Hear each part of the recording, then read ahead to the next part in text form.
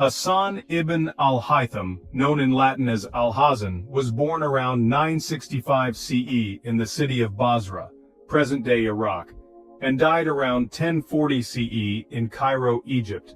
He was a scientist, mathematician, astronomer, and philosopher during the Islamic Golden Age. Ibn al-Haytham is celebrated as the father of optics and one of the pioneers of the modern scientific method. Born into a well-off Muslim family, he received a comprehensive education in science, mathematics, philosophy, and religion. As a young man, he worked as a government official in Basra, but later moved to Cairo to serve at the court of the Fatimid Caliphate. Growing up during the flourishing Islamic civilization, Ibn al-Haytham was driven by a thirst for knowledge. He questioned natural phenomena such as light, stars, and vision. He studied the works of Aristotle, Euclid, and Ptolemy, but never accepted any explanation without proof. After moving to Cairo, Ibn al-Haytham was tasked with solving the problem of the Nile's flooding. He studied irrigation systems in great detail but realized that the project was beyond the capabilities of his time.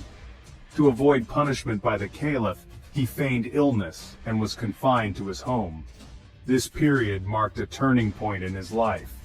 He dedicated all his time to experiments and writing, especially on the subjects of light and vision. While under house arrest, he wrote Kitāb al-Manāẓir, a revolutionary work in optics. He discovered that light travels in straight lines and that vision occurs when light reflects off objects and enters the eyes, refuting the Greek belief that the eyes emitted rays. He conducted experiments on refraction, reflection, and the use of lenses, and developed the concept of the camera obscura, which laid the foundation for modern photography. Final years, a legacy of knowledge. After his release, Ibn al-Haytham continued writing on science, mathematics, and astronomy.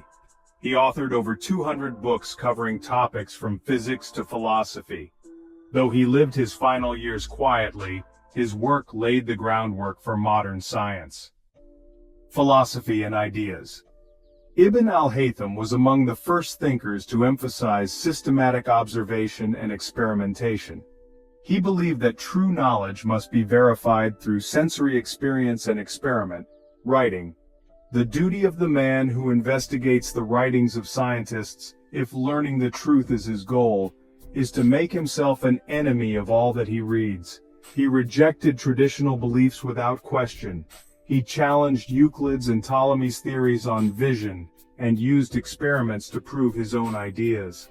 As a devout Muslim, Ibn al-Haytham saw the study of nature as a means of understanding God's greatness. He believed that the natural laws he discovered were part of the divine design of the universe. In Kitāb al-Manāẓir, he proposed a physical explanation for vision. Light reflects off objects and travels in straight lines to enter the eye. He explained phenomena such as refraction and reflection, and introduced the concept of the camera obscura, the forerunner of the modern camera. Influence. Kitāb al-Manāẓir was translated into Latin in the Middle Ages and influenced European scientists like Roger Bacon, Johannes Kepler, and Galileo Galilei. His work on the camera obscura laid the groundwork for 19th century photography. His scientific method based on experimentation and proof is foundational to modern science. His work was widely used during the Renaissance, especially by artists and scientists interested in perspective and the use of light in art. He inspired later Muslim thinkers such as Ibn Rushd, Averroes, and Al-Farabi. His work showed that science and religion could coexist in harmony. A crater on the moon, Alhazen crater, and an asteroid, 59239 Alhazen, bear his name. UNESCO declared 2015 as the International Year of Light in recognition of his contributions. His scientific method continues to be a cornerstone of modern research. Conclusion: the legacy of a pioneer. Hasan Ibn al-Haytham was not only a scientist who revolutionized our understanding of light and vision, but also a pioneer of the scientific method based on experimentation and inquiry.